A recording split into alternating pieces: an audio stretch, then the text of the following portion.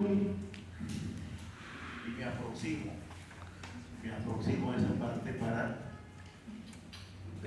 definirla o para ver bien de qué características es el objeto que quiero ver. Por ejemplo, un volcán, por ejemplo, podría ser un boquerón que haya en un cerro. Entonces quiero ver las características. Entonces,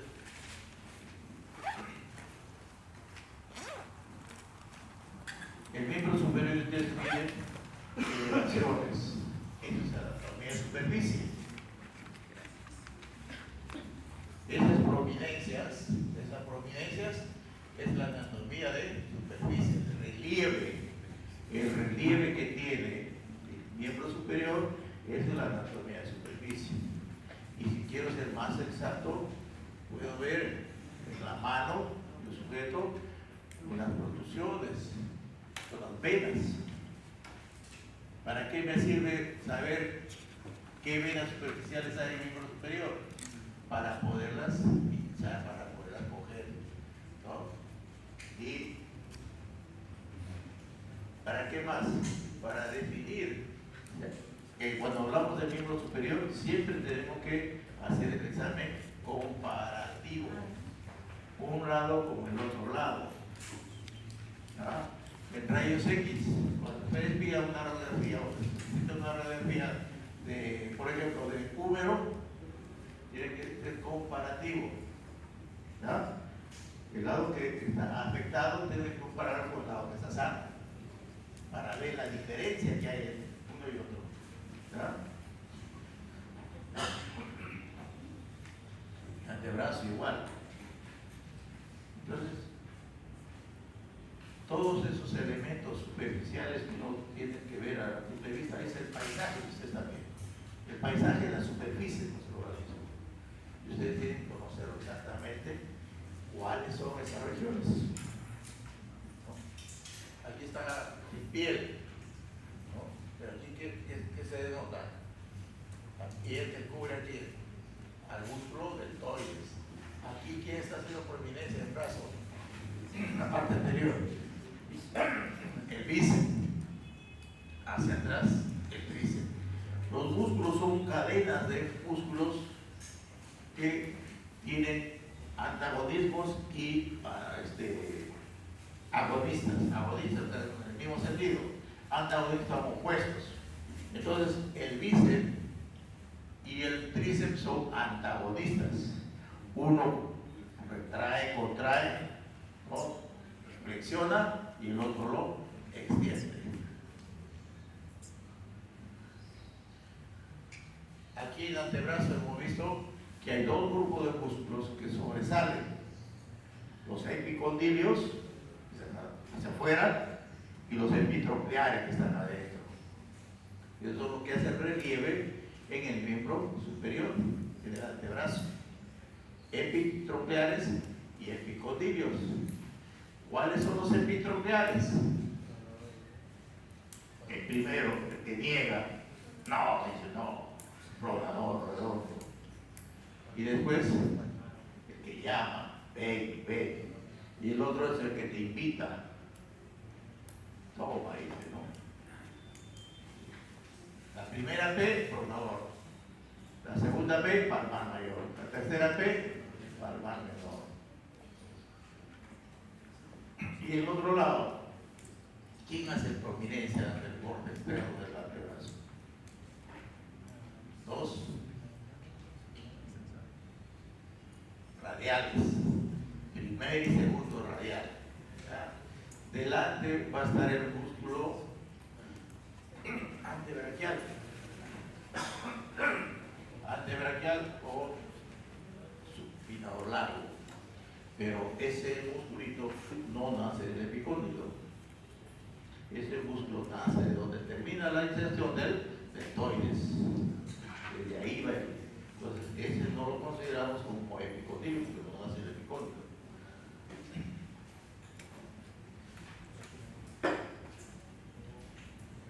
Ahí está. ¿Para qué no sirve el miembro superior? Para utilizar muy bien los dedos, ¿no?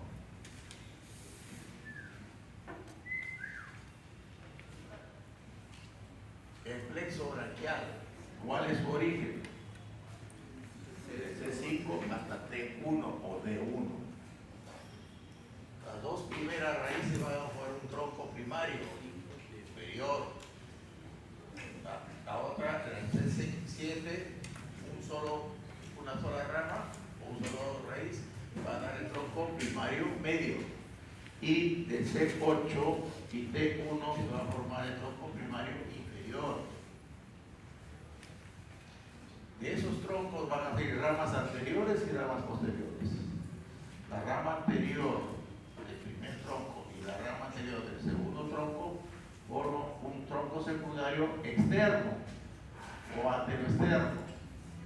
Y del tronco inferior va a salir otra rama anterior que se une con la rama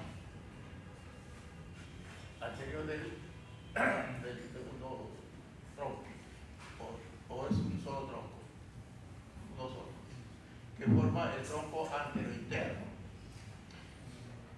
A estos troncos secundarios se los llama posterior, anterior o interno, en referencia a un elemento importante que es el axila,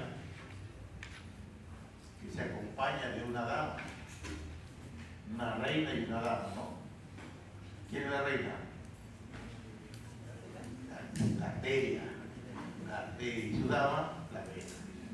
Entonces, con respecto a estas dos señoritas o señoras, se define el tronco posterior y el tronco anteroexterno o anterointerno. ¿Ah? ¿Por qué? Porque en el centro está la arteria y está la vena axilar. De estos troncos, el ancho externo va a salir una rama directa para la parte anterior de los músculos del brazo, músculos anteriores del brazo. ¿Quién es? El nervio músculo cutáneo. ¿Aquí lo perfora? Y también va a dar inervación motora al bíceps y al braquial anterior. Y de la parte distal de acá, de la superficie, se va a ubicar el nervio sensitivo.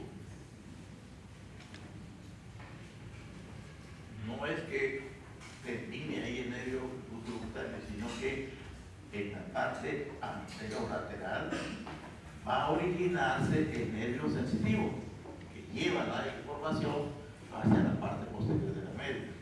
¿Sí? Pero sale, entre comillas, sale junto, pero no es que sea el mismo nervio, sino que la parte motora va a salir y la parte sensitiva va a ingresar. Luego de ese tronco va a salir una pequeña porción que se une con otra pequeña porción que sale del tronco anterointerno y forma este gran nervio que separa la parte anterior del brazo, que no va a dar ninguna rama en el brazo. Recién cuando pasa la flexura del codo va a comenzar a pagar su tributo. ¿A quién? Al coronador redondo. El coronador redondo, entonces, para dejarlo pasar, recibe su pago. Y después aquí va a inervar.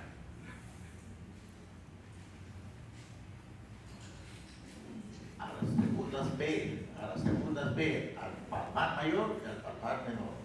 ¿Ya? O sea, a los músculos del primer plano del antebrazo lo va a inervar el nervio mediano. Debajo de estos músculos tenemos un paquete, uno exclusivo, flexor largo del pulgar, también lo va a inervar a este músculo. En ese plano está otro músculo que tiene 4 fascículos. Flexor superficial. Se dividen en la actividad 2 de estos fascículos para el mediano y 2 internos para el cubital. En el tercer plano también se van a dividir, ¿ya? 2 para el mediano y 2 para el cubital.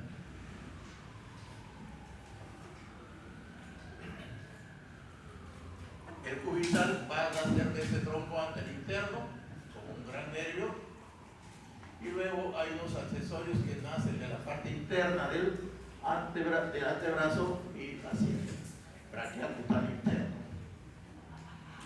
y es un accesorio. Y todas las ramas posteriores de los troncos primarios se unen en un solo tronco, el tronco posterior.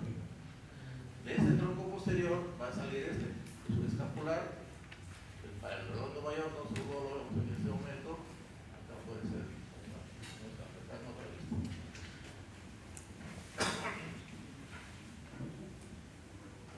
Entonces el otro nerviosito tiene que ser el nervio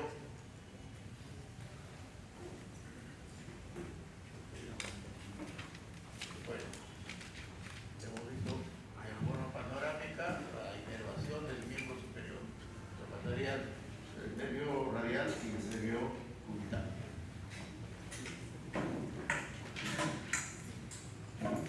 Toda la estructura del miembro superior va a tener su soporte estructural,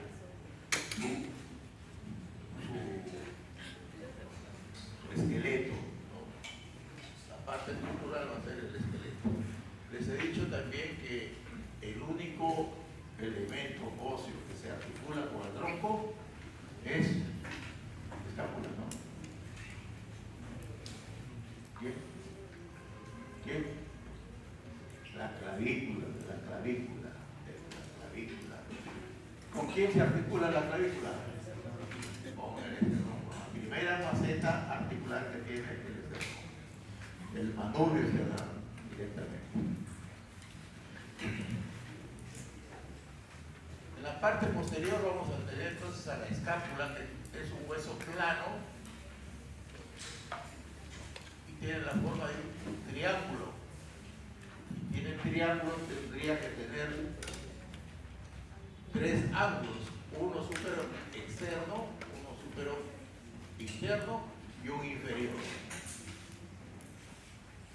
Tiene, como el hueso plano, tiene 2 caras, una cara anterior que es un cóncavo completamente, pues se llama subescapular, fosa subescapular, y en cambio la parte posterior es más plana y está dividida por una protrusión.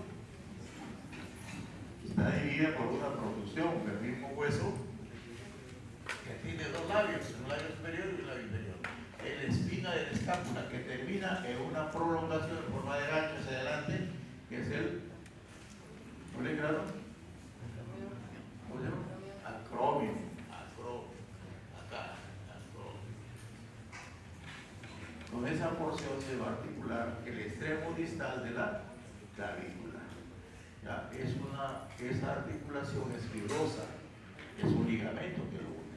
El ligamento acromio clavicular. Y además se va a adosar la parte inferior a la fosa coracoides, que sale con un gancho delante. El acromio va hacia adelante y la fosa coracoides va hacia atrás. Ahí también se va a insertar mediante 2 ligamentos, el conoide y el trapezoide. Oye, entonces ya tenemos ahí los. Acá en el labio superior, ¿quién se va a insertar? Superior del espina de la escápula. Trapecio. El trapecio se va a insertar acá. Y en el labio inferior, ¿quién se origina?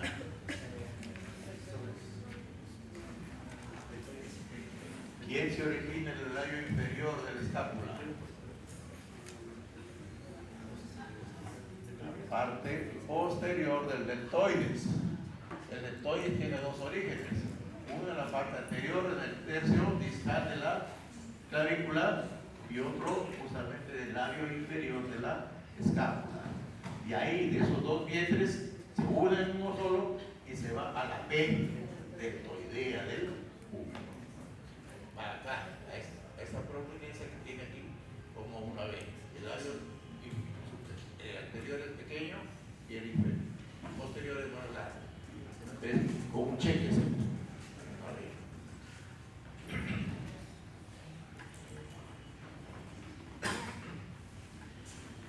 ¿Cuál de los ángulos es más accidentado? El ángulo superior externo, ¿no es cierto? Al interno se va a insertar un músculo, el elevador del escápulo, y al labio superior va a llegar el trapecio. Ahora, ¿quién va a cubrir ese espacio que está por encima de la escápula? De la espina, el supraespinoso. ¿Quién va a cubrir abajo? El infraespinoso.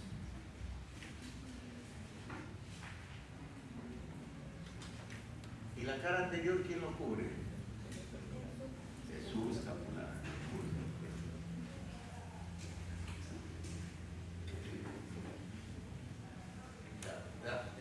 Va a terminar entonces en dos prominencias, la escápula, el acromio y la povis coracoides.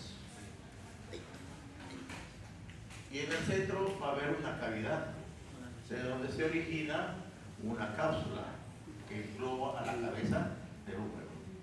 La cápsula glenohumeral. En la parte superior de la escápula, la cavidad glenoidea, hay una carilla, de donde se origina un tendón y un músculo que va por el surco o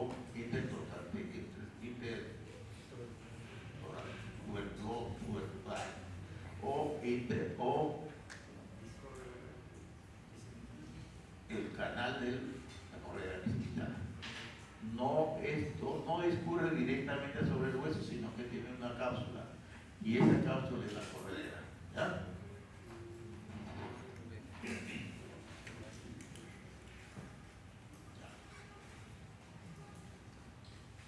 Acá en la parte interna se va a insertar un musculito que tiene dos porciones, uno superior y otro inferior. No, romboides, que aproxima a las escápulas atrás.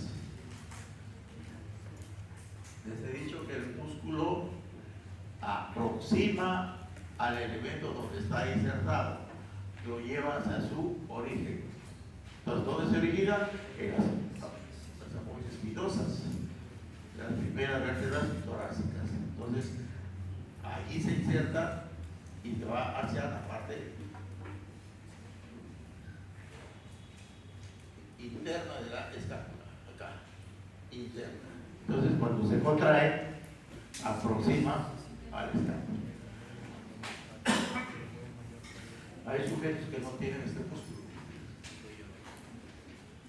Hay sujetos que no tienen este músculo.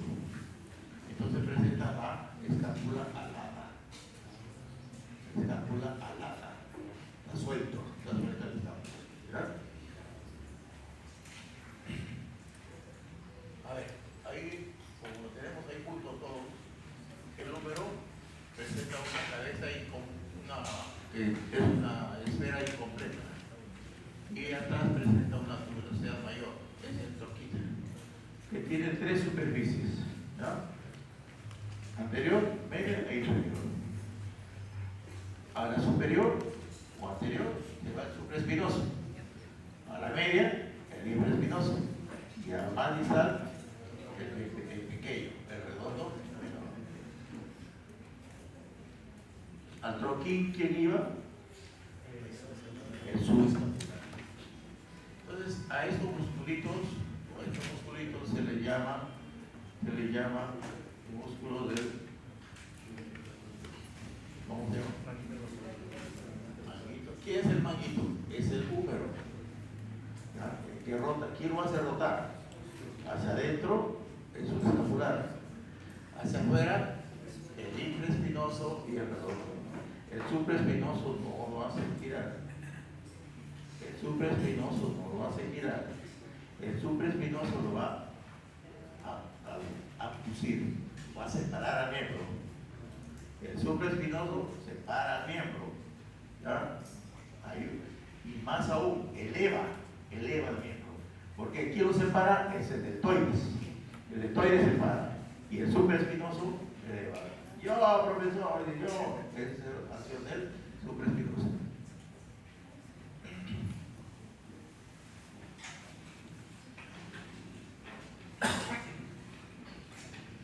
El húmero presenta en su diáfisis, en su cuerpo, dos porciones. Una casi cilíndrica, proximal, y una tipo piramidal, o sea, tiene tres caras. Tiene una cara anterior, una cara posterior y una lateral. Como que le hemos torcido al hueso y presenta entonces el canal de torsión. La canal. ¿Por qué se forma así el hueso? El hueso, para tener más resistencia, forma ángulos, forma más tejido de cubierta, ¿verdad? De cubierta. Entonces eso le da más resistencia al hueso, deja de ser poroso y se hace más sólido. Entonces eso le da más resistencia. Y de ahí salen estas tuberosidades. A todo eso le llamamos la paleta humeral. La paleta humeral.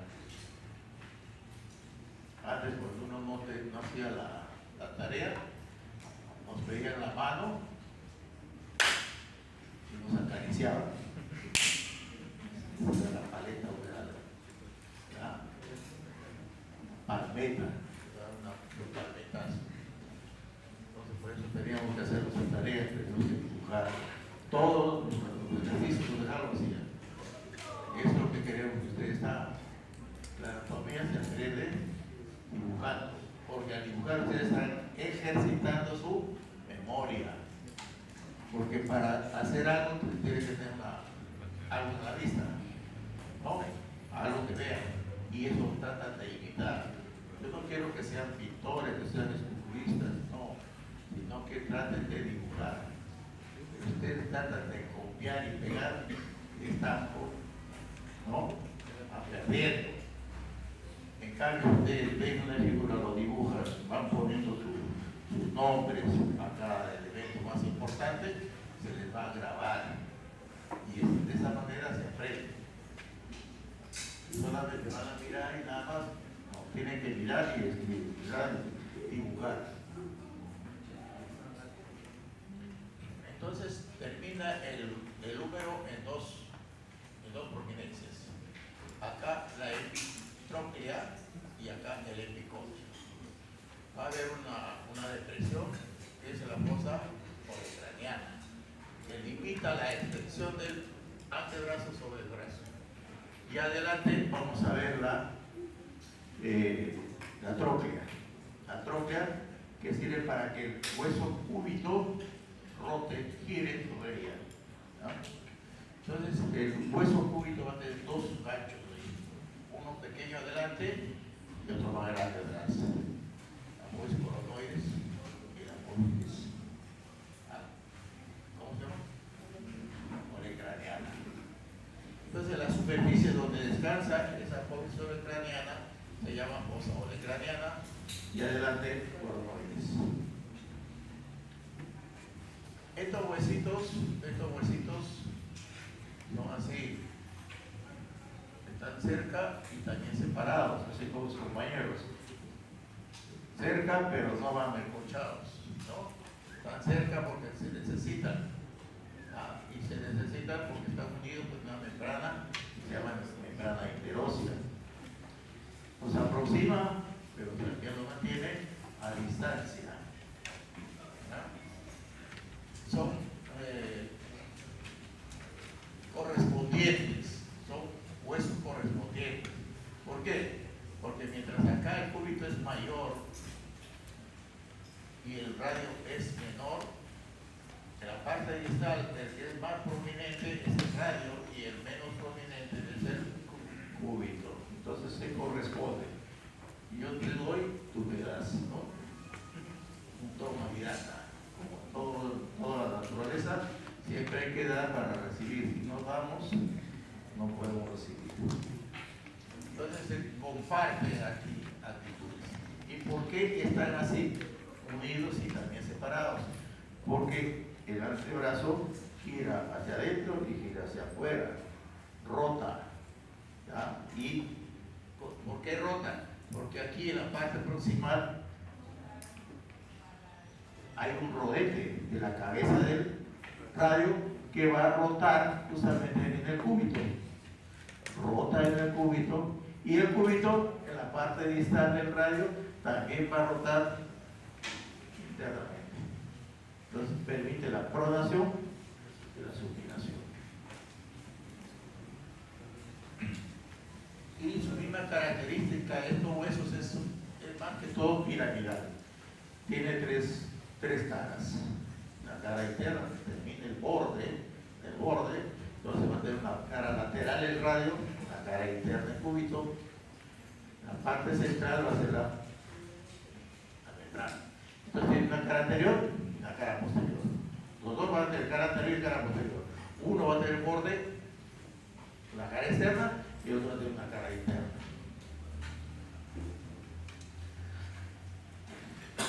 Distalmente, ok, van a ver cuántas articulaciones. 3, ¿cierto? El número con el cúbito con el radio y el radio con el cúbito. ¿No? La parte distal, quien se va a articular como hueso del carpo, ya no es el cubital, sino